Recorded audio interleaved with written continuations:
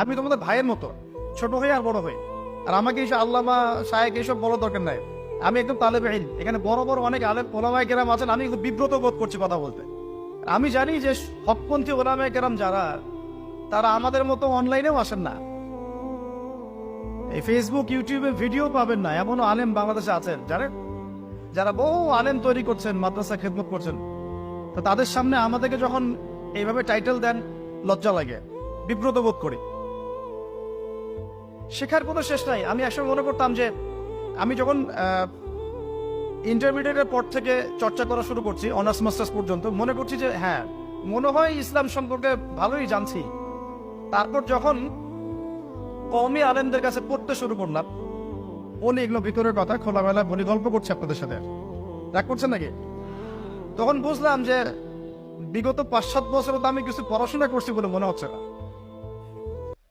যেমন একটা হাদিস শো করে বললাম যে ওস্তাদ, এই যে আল্লাহ রাসূল সাল্লাল্লাহু আলাইহি ওয়াসাল্লাম বলেছেন যে একজন মুমিন ব্যক্তি আর একজন মুমিন ব্যক্তির আয়না স্বরূপ। কি স্বরূপ? আয়না স্বরূপ। তো আমি যদি অনলাইনে কোনো ভাইয়ের ভুল ধরিয়ে দেই সমালোচনার মাধ্যমে, তাহলে কি আমি হাদিসের উপর আমল করলাম না?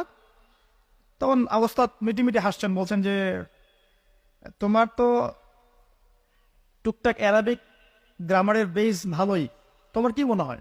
তাই বললাম যে আমার কাছে তো এটাই মনে হচ্ছে যে আমি যদি সমালোচনা করি, আমি তো এই আমর বিল মারুফ নাহি আনিল মুনকারের কাজই করলাম। তো তিনি বলছেন আসলে এই হাদিসের ব্যাখ্যা এমন নয়। কেমন ব্যাখ্যা? তুমি কি খেয়াল করো নাই? আমাকে বলছে তুমি কি খেয়াল করো নাই, তুমি যখন আয়নার সামনে গিয়ে দাঁড়াও, তখন আয়না কিন্তু তোমার সাথে কথা বলে না। আয়না নীরব থাকে, স্থির থাকে, কিন্তু তোমার দোষ ত্রুটি কোথায় আয়না কিন্তু দেখিয়ে দেয়। মনে করেন, বোঝাচ্ছে, মনে করেন আপনার গাল কেটে গেছে, আপনি আয়নার সামনে দাঁড়িয়েছেন, আয়না কিন্তু আপনাকে বলে দিবে না এই যে তোমার গাল কাটা, এই ছেলে তোমার গাল কাটা, হ্যাঁ এই মেয়ে, এই ছেলে তোমার এই সমস্যা ওই সমস্যা, বলবে? চুপচাপ থাকবে।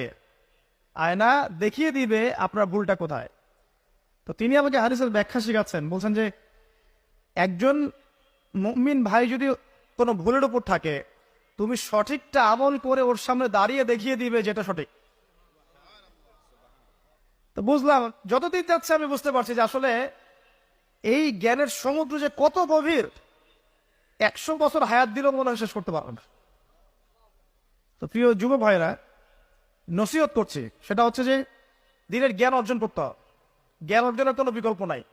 আর জ্ঞান অর্জনের জন্য শুধুমাত্র ফেসবুক ইউটিউব যথেষ্ট নয়। এগুলো কনস্ট্রাকটিভ কোনো মাধ্যম নয়, বরং ফিতনা ছড়াবে। এগুলো কিন্তু বেশিরভাগ ক্ষেত্রে ফিতনাই ছড়াচ্ছে। আপনার কাছে মনে হচ্ছে